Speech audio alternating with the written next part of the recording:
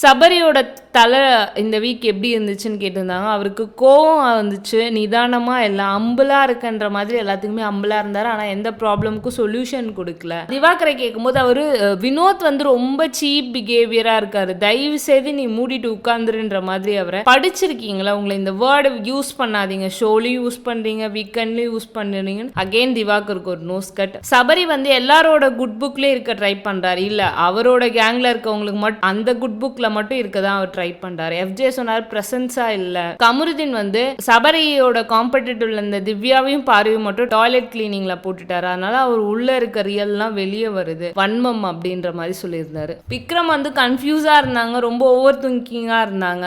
அரோரா தலை மாதிரியே இல்ல. எஃப்ஜே தான் நெக்ஸ்ட் வீக்கோட வீட்டு தலை, உங்களை மாதிரி யாரும் பண்ணாத மாதிரி பாத்துக்கங்கன்னு அங்க ஒரு பாயிண்ட் வச்சுட்டாரு. நிஜமாலே எஃப்ஜேயே ஒரு வீட்டு தலையா இருந்தா எப்படி இருக்கும் பாப்போம், நெக்ஸ்ட் வீக் எப்படி இருக்கும்னு. இவ்வளோ உட்கார வச்சு சொல்லிட்டு போறாரு. கனி வந்து சாண்ட்ராட்ட போய் நீங்கள் தெளிவானாலும் எல்லா டிசிஷனும் இப்போதான் தெரியுது சாண்ட்ரா தெளிவானாலும். அவங்கள்ட்ட போயிட்டு அன்னைக்கு நீங்கள் என்கிட்ட வந்து நான் அந்த அளவு தெளிவாக ஸ்ட்ராங்காக சொல்லியிருக்கலாம்ல.